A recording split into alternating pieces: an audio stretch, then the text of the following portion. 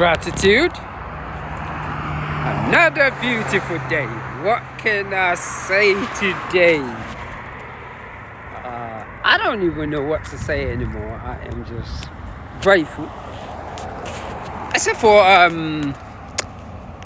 today, what came into my mind was actually, I remembered when, after my divorce,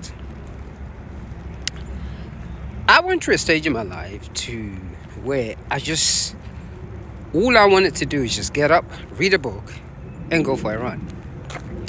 Prior to that, I was seeking spiritual intellect.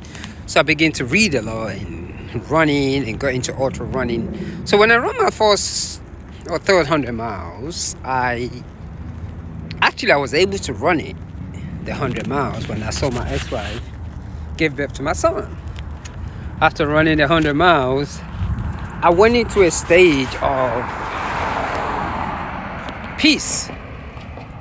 I wanted to truly unlearn everything that I've ever been taught about myself, because insecurity was one thing that I had to get rid of. Because after running that 100 miles, I realized, shall I say, that I can do anything that I wanted.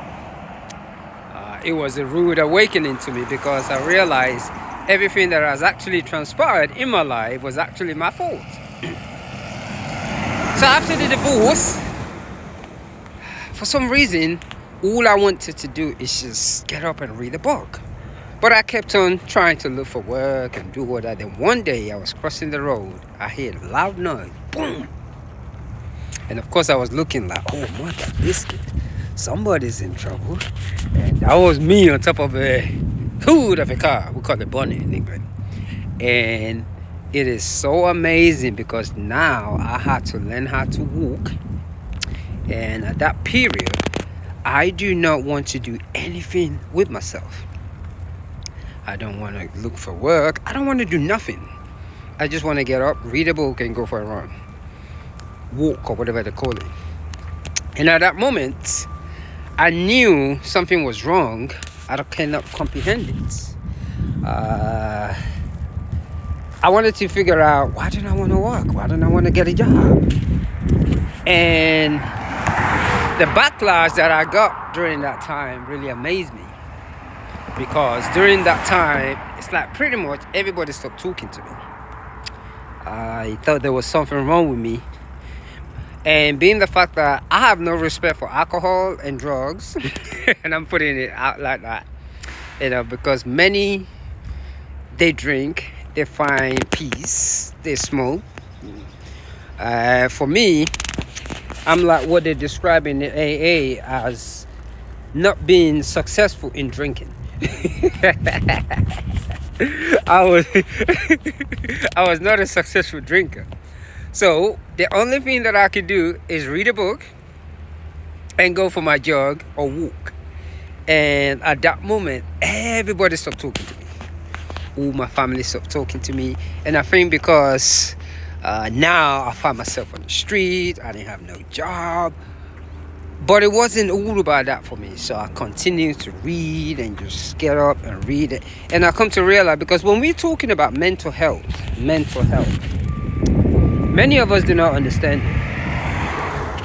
Anytime we go through a period of time and we have to use our money to help somebody, because we're so much into our material senses, we come up with an excuse. There's something wrong with me. You just don't want to work. You're just lazy. The backlash that I had when I went through that stage, it was no support. But the good thing about that backlash is it taught me about self-love. I began to realize even more that, well, if I can run 100 miles, I took responsibility for me to move my feet, go into that zone. So now, this part of my life where I don't want to do anything with myself, my kids already left, their mother left, so I might as well just go ahead and figure out me. And that's what I've done. I literally get up, read a book, go for a run. The type of talks that I hear from people absolutely amazes me. I think mental illness is real. You could have a mental breakdown without even realizing it.